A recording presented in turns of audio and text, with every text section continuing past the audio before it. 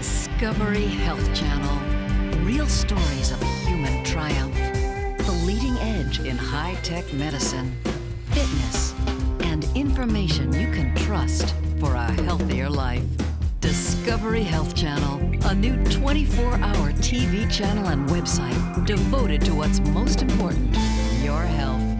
Discovery Health Channel and online at discovery.com/health.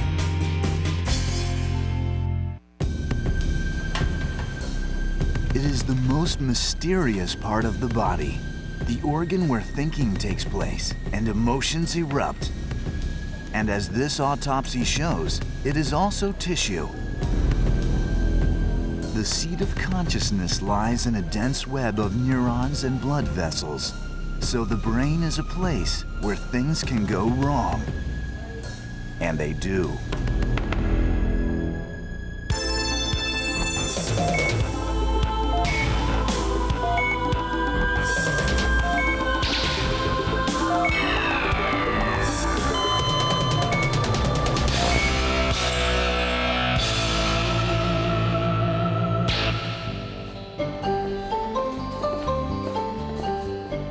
The psychiatry department at Johns Hopkins Hospital in Baltimore, Maryland. Another day begins. All right, good morning, everybody. My name is Dan. I'm one of the nurses here. This is our morning community meeting. The charge nurse this morning is Dan Jackson. It's his job to see that everything on his floor runs smoothly. So he begins each day with a community meeting. The first purpose of this meeting is to allow you all to bring up any community concerns that you might have. Dan is a 16-year veteran of the psychiatry department, so he's used to dealing with people who see the world differently. Any problem? Yes, Mr. Bear. I hope that when the pirates get locked up, they get something like that. There aren't any pirates here. Remember where you're at. You're in a hospital. Yeah. This is Johns Hopkins Hospital, and there aren't any pirates here. They're just patients, and we're the nursing staff and doctors, and we're trying to help you to get better. Anything else? I really need my cigarettes, and I get really upset when I have to wait like 4 or 5 hours before I get a cigarette, and they allow you one cigarette. There are usually about 22 patients in Dan's unit, suffering from a variety of psychiatric disorders, from severe depression to schizophrenia. 4 smoke breaks a day. A lot of people don't really believe that psychiatric disorders are real disorders, like medical disorders. What they don't realize is that just as you can have something wrong with one part of your body, like your leg could be broken or there could be a problem with your arm, we take care of patients that have problems with their brains. Talked about a patch. Mental illness affects about 1 in 5 Americans, but only a small fraction of that number ever requires hospitalization, usually to ensure their own safety or the safety of others. Any other community concerns? Any other problems on the unit that you're concerned about? Okay, everybody have a good day and thanks for coming.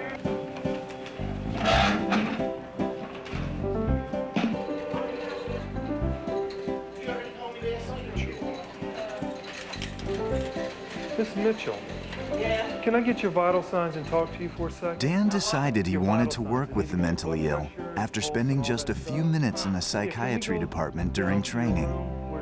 First thing we see is a patient walks up to the nurse's desk, takes the phone, and hits the unit clerk over the head, and she's bleeding. And of course, all my colleagues, the other nursing students, they're scared. And I was the only one that thought, well, that's interesting. Why did he hit that person? Right. And why did you have to come into the hospital? Because I had problems sleeping. My goal with each of my patients is to make a connection with each one. I'm trying to get them to be comfortable with me, and I'm trying to get to be comfortable with them. And they've got to be comfortable enough to tell you what's going on so that we can help them. I changed 2 more of my medication that was on the 5th. Yeah, like voices that start hearing little voices. What were the voices saying? You guys telling me what to do. Little voice didn't really scare me. Nurses in the psychiatric units are trained to observe, to listen, and to make patients feel safe. When's the last time you heard voices? Did I hear any voices last night? Well, I didn't. So talking to other people. Okay, so you didn't hear voices this morning or last night. When was the last time that you Since the causes of mental illness are still largely unknown, psychiatric nursing is both an art and a science. Medication the night before I came in. So it was before you admitted. You haven't heard any voices since you've been here. No. Well, you know what we believe? We believe that most people don't experience voices when other people are around, and so usually it's a symptom of an illness. The first thing that you're doing with the patient is you're trying to teach them about their illness, trying to teach them the symptoms of their illness, trying to get them to understand that they have it so that they will follow up with the treatments. Oh, I had a nervous breakdown. Okay, did they ever give you a diagnosis and tell you what you have? What I had? Yeah, like did they ever tell you that maybe you had major depression? Have you ever heard that? Yeah, I heard that, but I can't remember what it told me. Okay. Mental illness doesn't discriminate. We've taken care of patients who have been rich. We take care of the poor. We take care of men. We take care of women. We've seen people get sick when they're young, and we've seen people get sick when they're older. Each one of us could be affected by mental illness, and people also in our families. Huh? Where are you going to be going? What are your discharge plans? Fredericki has spent several weeks at Hopkins, suffering from severe depression.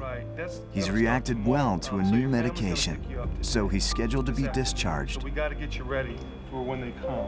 For a patient like Mr. Oricki, all we really want him to do is perform the activities of daily living, to be able to take his own medications, and to come to follow-up appointments. You feel sad at all? Any sadness? You remember when you first came in, you were real sad? Do you remember that? Good. I think you are a lot better. Are you ready now? Can we go get you shaved? Well, you let me know, okay? So let's try to get it done before noon.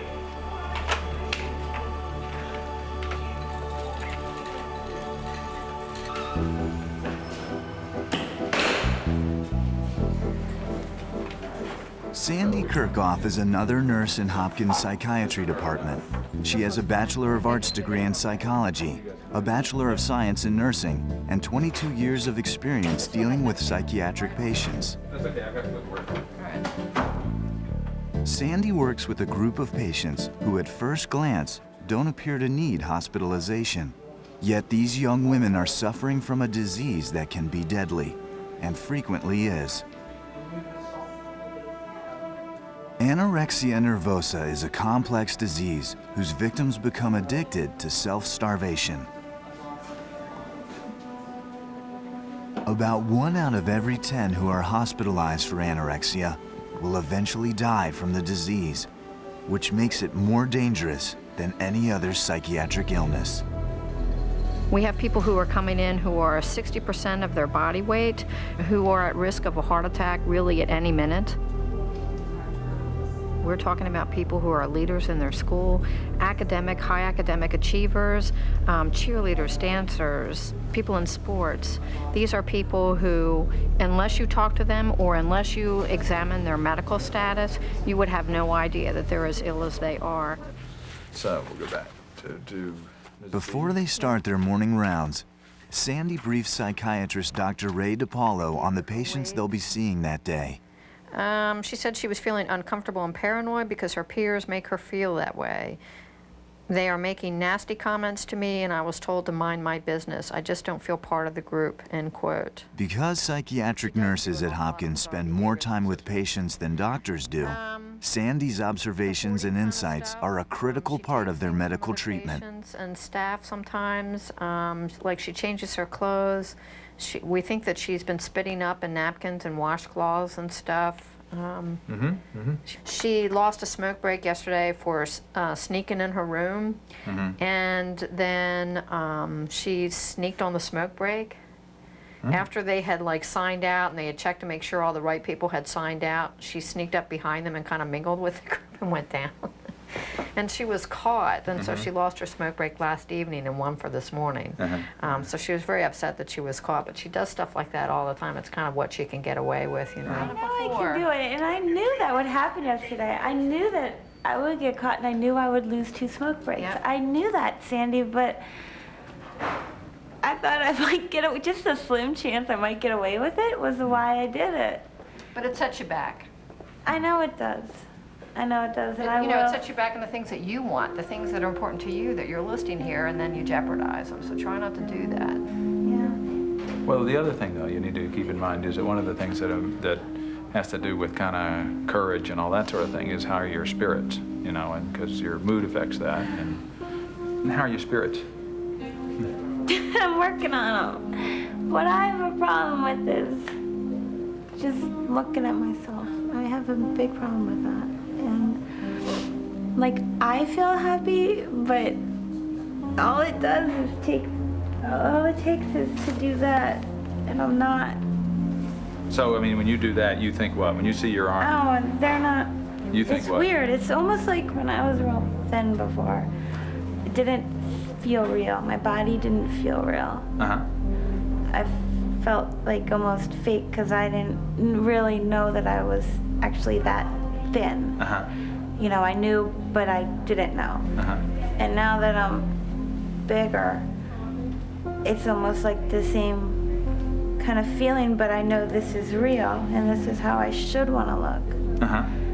But it's almost But it feels like what? not real still, because Do you feel thin, or do you feel normal, or do you feel I feel like I'm fat? starting to be normal. I'm just having a That's bad gonna. day. Huh, I'm sorry. I'm just having a bad day. You're having a fat day. Okay. I mean, you probably understand, don't you, Sandy?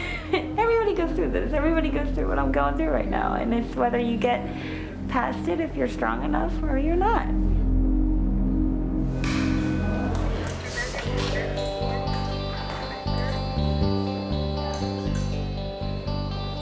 10 a.m., and Dan Jackson is still trying to get Mr. Oricki prepared to go home.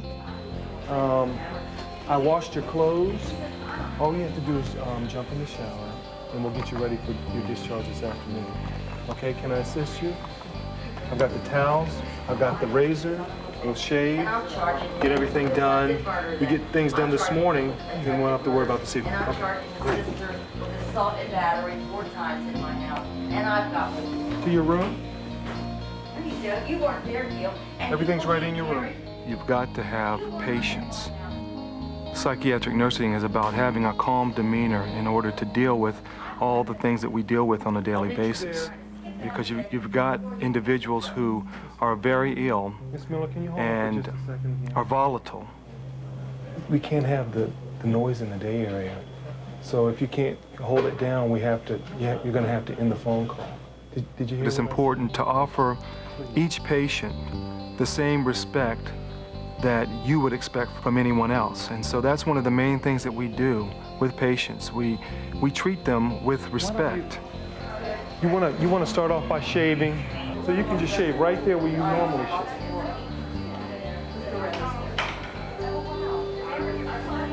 So let me find some shaving cream right here. It's not a complicated request, but for psychiatric patients, even the simplest tasks can be perplexing. Mr. Weekend.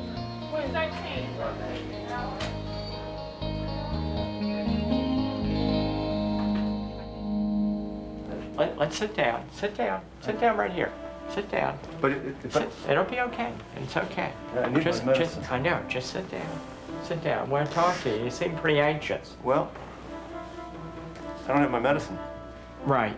You got some medicine No, a you'd little be while anxious ago. too. The safety of both patients and medical staff is always a concern in the psychiatry department. So doctors who are new to the unit must learn how to deal with unpredictable and potentially violent behavior. Even though this is new to you and how you're feeling, we're going to be able to work together, you and me. These role-playing sessions are frequently led by nurses like Bernie A Keenan. little time to act. But, All right. but it's going to be okay. All I would right. expect that by the time your visit gets here, that Bernie has a master's of science in nursing and 15 years experience in the psychiatry department. I can come with So he's a vital resource for orienting new residents on the right way to handle aggressive behavior that sometimes results from anxiety or anger. All right, now let me tell you a little bit of what we just did here, okay? I came down a little bit more so that we're eye-to-eye level, okay?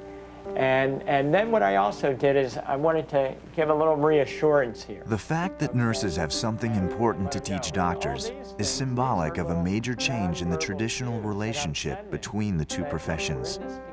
At one time, there was a very obvious hierarchical structure to the relationship between doctors and nurses, where doctors knew and nurses were told.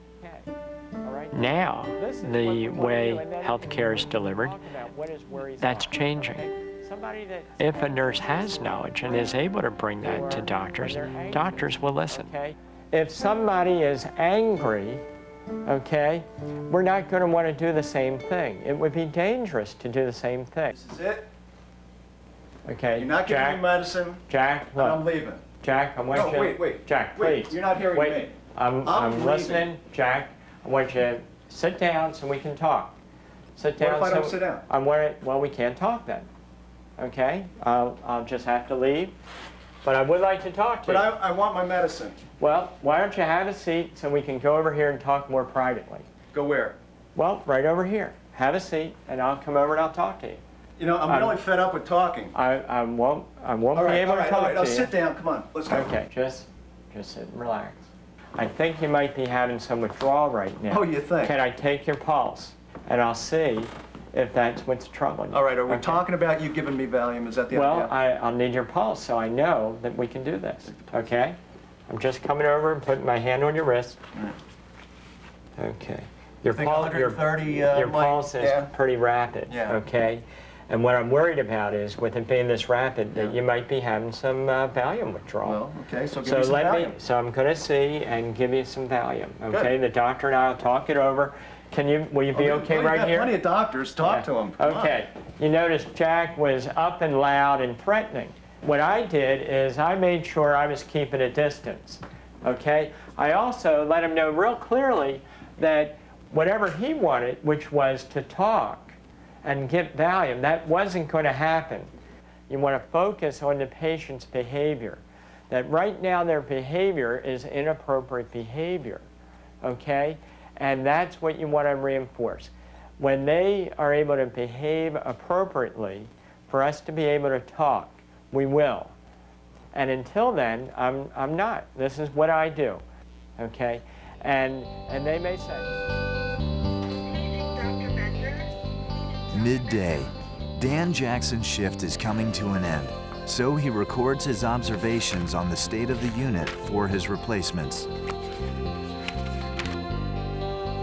317 is a 76-year-old white man with major depression. He's been kind of difficult today. His affect has been neutral without any brightening. He describes his mood as pretty good. He's aware of his pending discharge, but has been a little bit oppositional today. The new charge nurse on the floor is Bernie Keenan. He needs to know what's happened in the last 24 hours. Is closed. They're hanging in his room and they're ready to go. If you can get him to shower before his family comes, that'd be helpful. Meanwhile, Dan has agreed to work an extra half shift on another floor. Yeah, I'm going to go to the ITU, and Susan's going to actually work up here, so it's going to make your assignment lighter. Yeah, so like, I changed. I was like, it's pretty okay. heavy.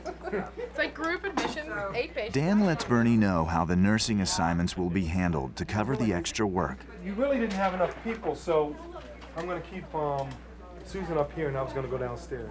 So there was a shortage, actually, in the ITU from 3 to 7. Oh, okay. Yeah. That's great. That's going to be Then it's time for the pill count. Powerful psychotropic drugs are a vital component for stabilizing the moods of mentally ill patients. Narcotics are sometimes used as well. For pain, nurses are responsible for the distribution of all drugs, and access to them is strictly controlled. Xanax 0.5. 3 times a day, we have to count the narcotics or controlled substances. The unfortunate reality is medicines can be not only lost, but even abused by nurses or anyone that would come upon them. They're kept under lock and key. Yep. What do you got next? Is it lorazepam or methadone? I have methadone. Okay. Methadone 10. Right. 10s are 15. 15 plus 15? Well, that would make 30. I have 30. I wonder why they're taking out of... I don't know. Everything's here. Another uneventful count. Now, you were in charge today, dude? Right. Okay, I'll be taking it. Dr. Bender to the mental ward, please. Dr. Bender.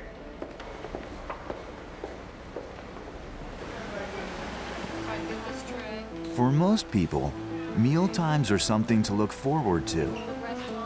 Over here, these are the hot foods, okay? But Sandy Kirchhoff knows that for anorexics, even a cafeteria lunch can be terrifying. They are surrounded, literally surrounded by food on all sides. And you can see the fear, the anxiety, the intimidation pass over their faces. We try to get them to do risk foods, foods that have, you know, higher calories and fats and stuff like that. And that's almost impossible without guidance, at least in the beginning. Johns Hopkins emphasizes changing the anorexic patient's behavior as a way of treating the disease. That means eating a required number of calories at every meal in order to achieve a specified weight gain every week. Sandy is helping Nicole Johnson choose the foods that will meet that requirement. About 3 ounces. And then so 2/3 of that would be the other 2 ounces. I'll do turkey and cheese, because I got mayonnaise here. Are you okay? Yeah. You getting nervous? A little bit, yeah. All right. I mean, if you would rather eat the tuna salad or the chicken salad, I'll help you with the amount. Or if you want to get even a little less, you can have a pudding for part of your dessert, which has a meat in it. Or I can shut up and let you think for a minute. Let me do turkey and cheese. All right. The fact is that these people are generally tortured from morning until night with just continual obsessions about food and the consequences of eating food, such that all the things that were previously in their life cease to have any meaning for them anymore. Yeah, we're not going to count that one.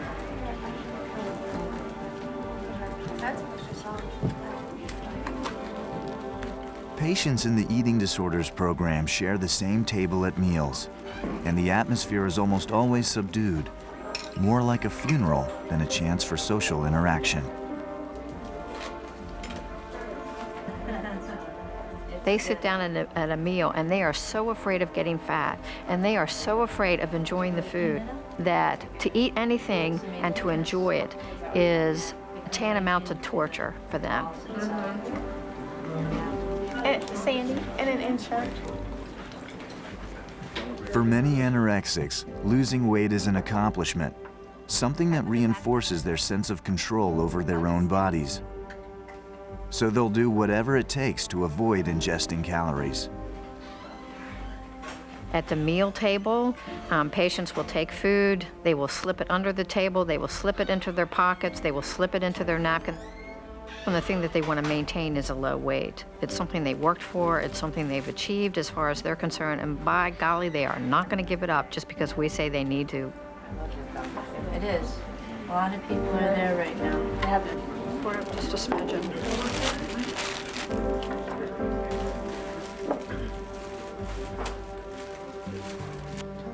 But Sandy still has hopes that Nicole, a former ballet dancer, is on the road to recovery.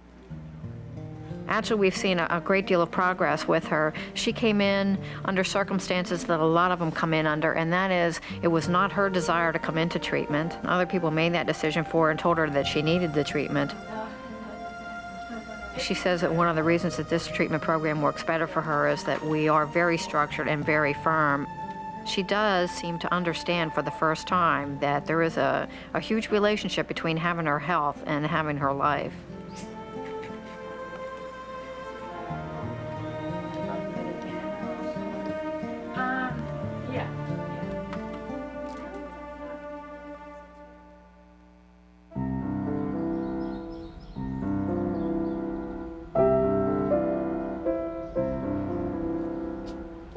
There's a small, quiet place at Hopkins where psychiatric patients can get a healthy dose of an age-old therapy, fresh air and sunlight. Yeah, I'll stick with it. Move this out of the way. They also get the chance to spend time with someone who has been trained to listen, observe, and say the right thing. 3 key components of effective psychiatric nursing. It's looking real good. It's a little confusing about what all this is about, huh, Paul? Well, you were very, very sick. Still am, aren't I? Well, you're still sick, but not nearly as you were. You didn't know the words to 100 bottles of beer on the wall. That's pretty bad. But you did know who the second baseman for the '83 Orioles was. Uh-oh. Who was it? Rich Dyer. Right. Paul Thompson suffers from bipolar disorder. During his initial therapy, he had a reaction to a drug that left him in an almost catatonic state. Now, slowly, he's making his way back to the world. So this is more what we have in mind when we were talking about Paul getting better. Sometimes with the medicines that we're treating a patient with, there can be complications that are unforeseen. You got a case of the get up and goes? Yeah. All right. He was in bed, unable to move, unable to eat, unable to do a thing for himself. This was a person who prior was living a full productive life.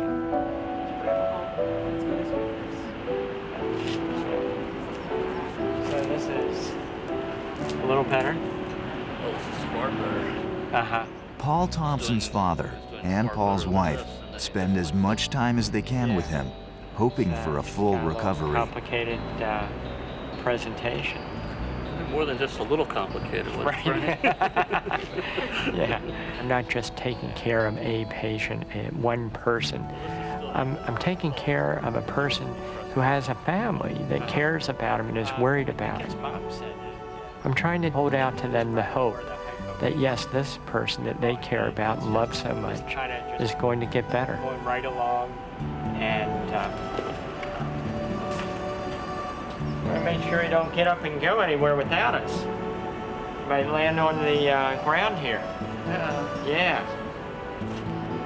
Now you're welcome to walk around, but I just want you to have somebody with us, with you. Well, welcome. Michael Crawford, 340. Michael Crawford, please call 340. Bernie's next stop is a visit with a schizophrenic patient named Frank Bayer.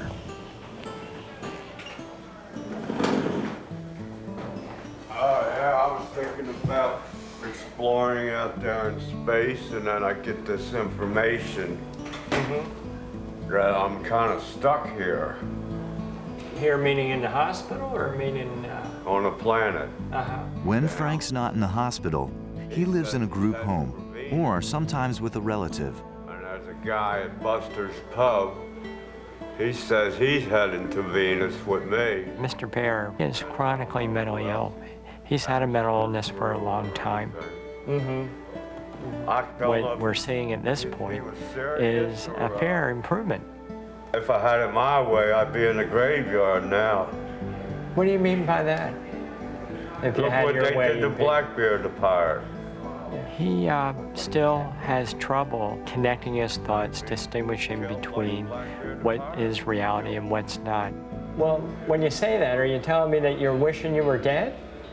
Until things change. This army may get overpowered. Schizophrenia usually strikes its victims when they're just becoming adults, and there's no known cause or cure. Medication can often control the most debilitating symptoms of the disease, but only if it's taken regularly. Mr. Bayer, I know it makes sense to you, but I'm having some trouble making sense out of that. But well, I can't play stupid to the information they gave me. They say they have the technology to live forever. 1 in every 100 Americans has schizophrenia. Throughout the world, the rate is the same, about 1% of the population. Now, was that information given just to you special, or did everybody hear that same thing? Well, I can't answer you there. Today, what I'm interested in knowing is, how are you feeling right now? How is your mood? Scared. You're scared? What's scaring you? The city streets freaked me out. Scared me straight.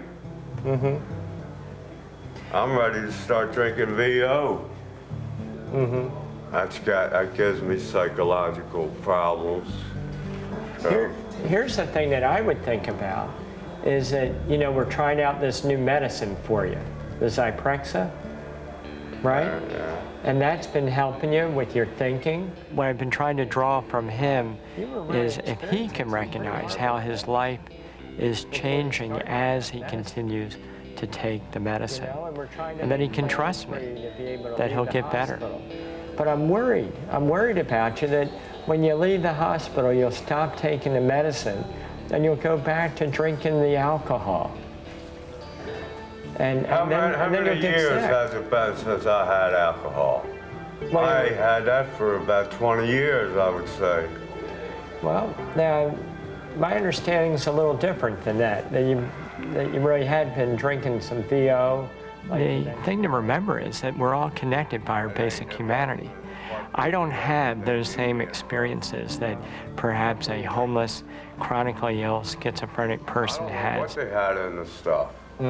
What I can understand is what it feels like to be depressed, to be demoralized, to feel hopeless, to feel happy and joyous. Those are the feelings that connect us. And it's that healthy part that I want to try to reach out to. Because I appreciate your concern and all. You're giving me, this medication is good medication. How is it helping you? How's the medicine helping you? To sit and relax. You feel more relaxed? Not completely. I just feel relaxed. I'm going to call my sister and tell her again to put me in the graveyard. I don't want to blame this on you. Right. If they attack me here, they're going to ruin the name of the hospital. Well, what our thought is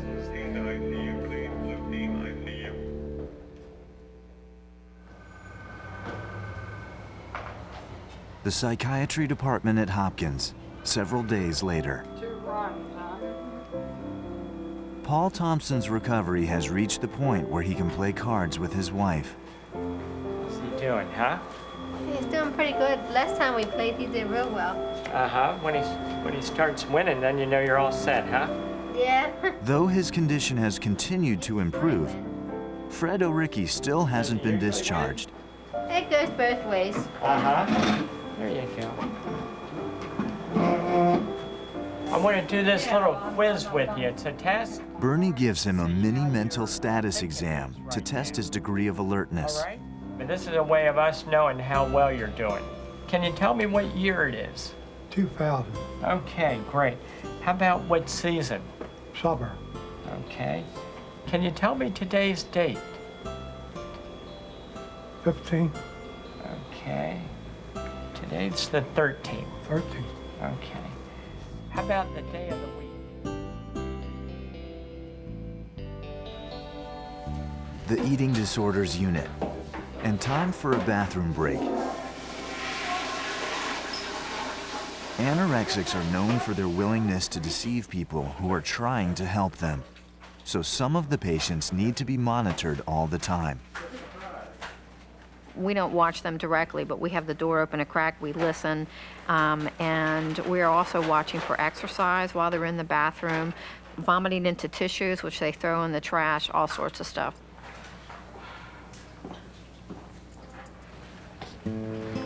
Hi, I'm Dr. DiPaolo. This newly admitted patient has a history of jumping from program to program before she's had a chance to regain the weight she desperately Are you feeling needs. strong enough to stand up for 5 minutes?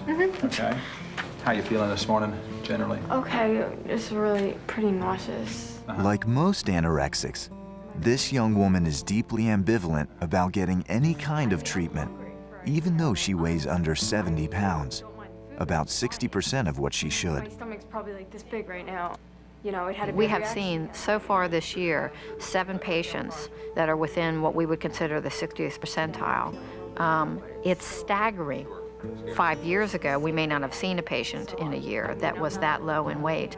They are incredibly cachectic and starved and medically compromised by the time we see them. We have to spend the first part of this hospitalization just making sure they're going to live through the next day. Never happened. And I've been in 7 other places and it just scared me. Right. You said you're feeling hungry now sometimes. Oh yeah. For all meals, for breakfast? Breakfast mainly. Okay, okay. Because I'm used to more of having more broken up meals. Right. That's why it's harder to have so much at once. I am supposed to be getting transferred. Monday, I think.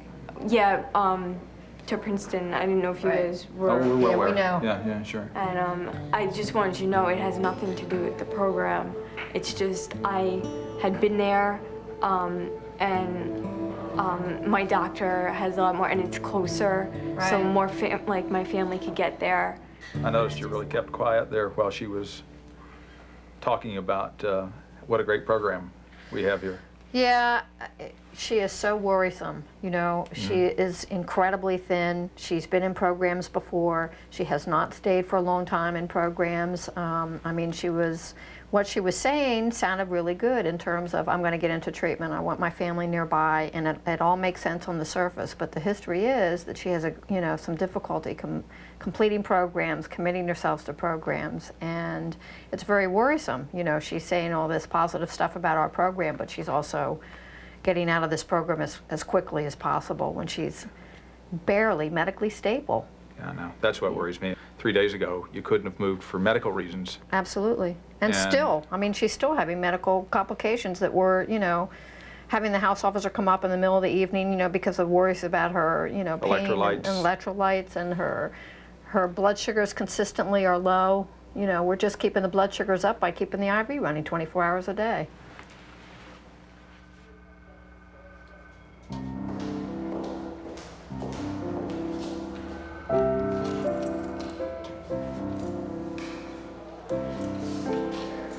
On his morning room check, Dan Jackson pays a visit to Paul Thompson and his mother. How are you folks doing? Okay. The new course of treatment seems to be working.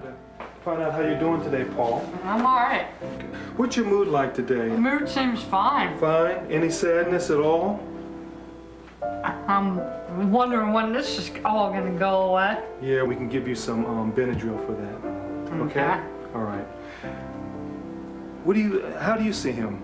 He's doing real well. He's not 100% yet. It's not like his old self yet, but he's doing real well. He's a little bit slow, that's all I would say. He's having a harder time, but he's played a very difficult game of cards yesterday. Right. Do you have any concerns at this point, Paul? Yeah, I don't really know. No? Okay. Well, I can just say we're just glad to see that he's getting better, that he's turned the corner, that he's improving. Just to see him getting up, walking around, eating meals, I think we're just about as happy as you are to see him a lot better. Okay. I'll see you folks later. If you need anything, let me know. Thank you.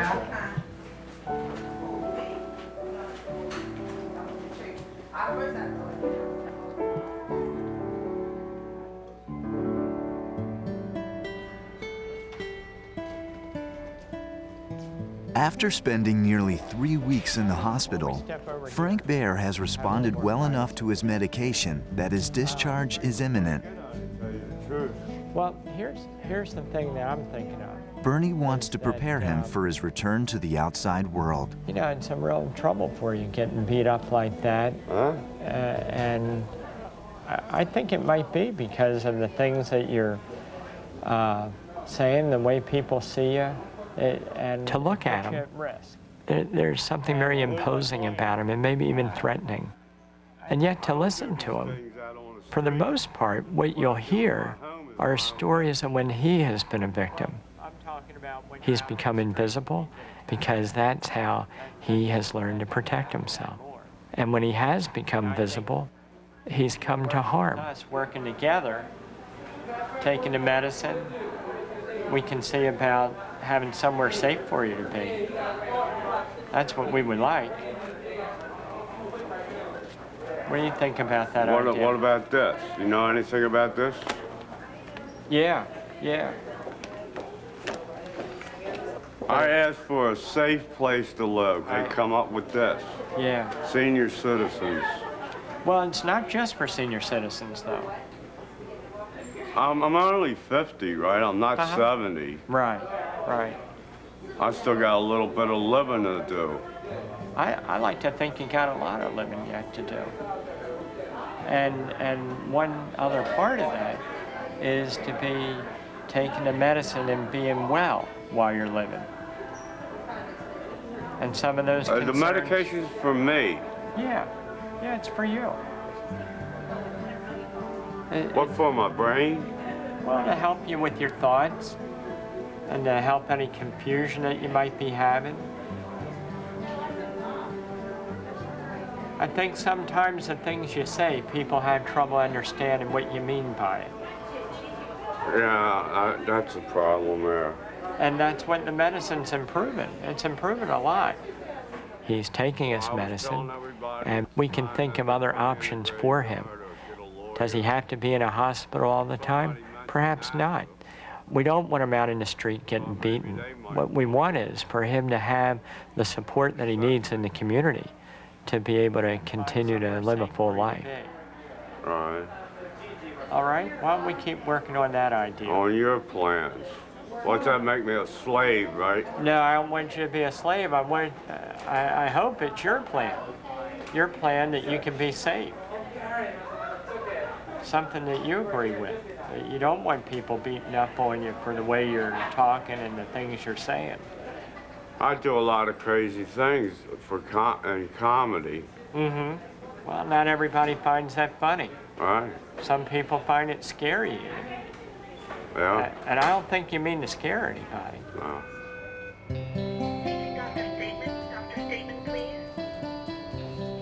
Back on the eating disorders floor, Sandy Kirchhoff has had a small victory with one of the young women on her unit. Colleen McAdam has been coming to Hopkins for a number of years, mostly as an outpatient, without gaining the weight she needs. It's not the easiest thing in the world. But, Now, she's agreed to be admitted as an inpatient until she reaches her goal weight, even though, as she tells her mother, it will mean an almost complete loss of freedom. and I have a lot of restrictions. I'm on CO, which is close observation. I have to wear a gown 24 hours a day. I can't go on smoke breaks. I can't leave the unit. Colleen really is one of the patients that represents a fairly large segment of our population, and that is the person who has been in treatment before. We see an awful lot of patients at Hopkins who have been in treatment in numerous programs, and including ours in this case. Been down this road before.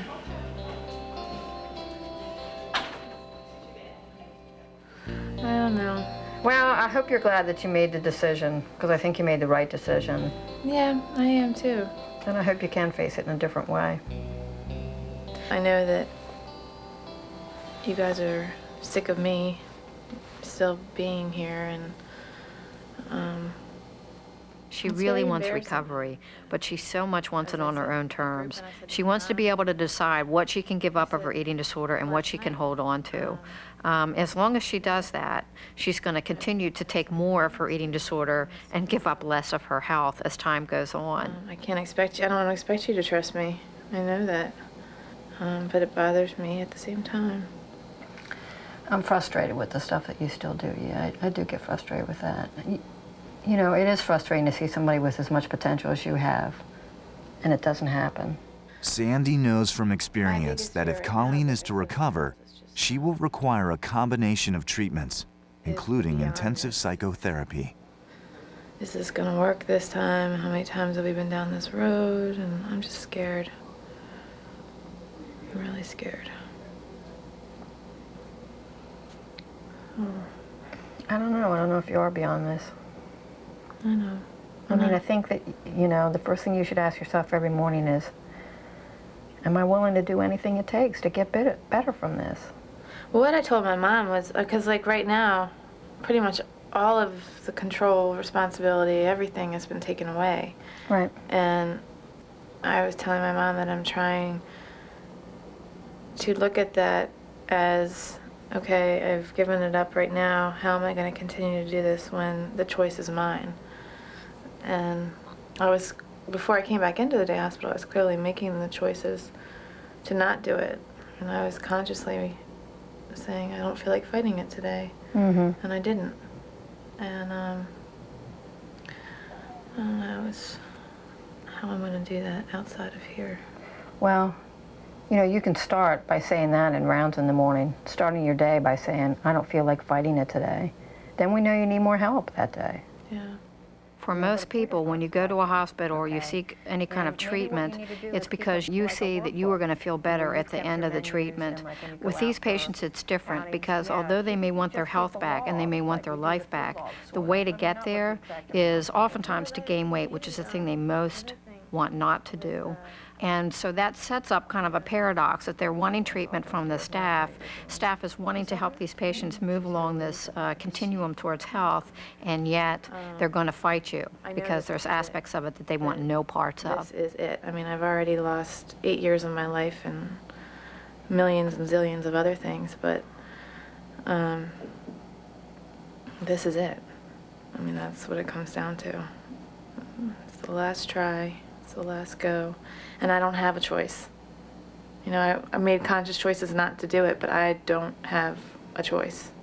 I just have to do it, and that's what I have to ingrain and learn while I'm in this stage, and then just carry it with me. But it's gonna be a tough road. Yeah. We'll see. But we're not giving up on you, so you shouldn't give up on you. We got to Get a life. Get a life. Life is good. Thanks. Life is excellent. All right. Thank you. Sandy is well aware that good intentions are only a small step towards Colleen's recovery, but an important one if she wants to regain her health and her life. Jean Kilbourne. Yeah. Oh, cool. That one, dining room. Yeah. Just have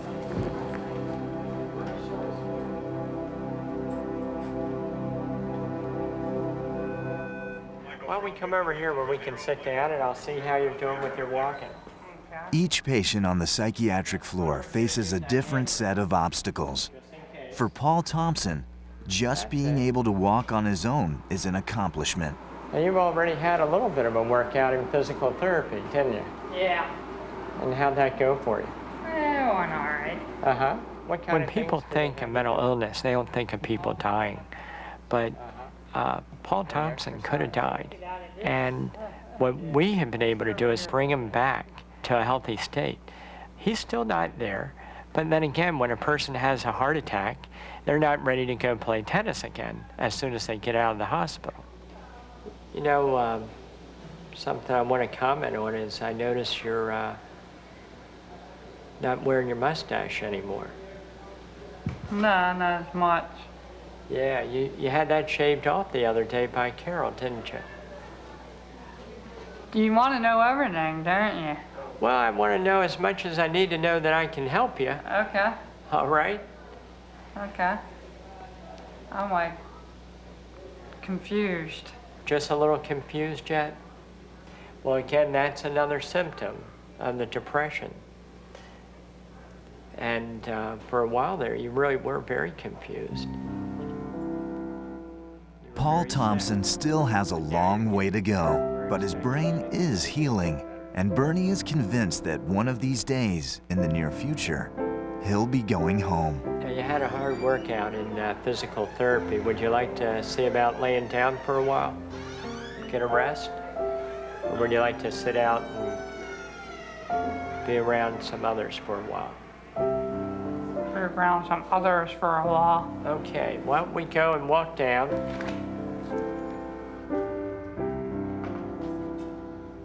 What we're seeing are steps on the way to his return to health. Yes, he's a little wobbly on his feet yet. Yes, he has some memory troubles, but all that is temporary. He's in a transitional state. He's returning to health, and this is something we're very excited to see.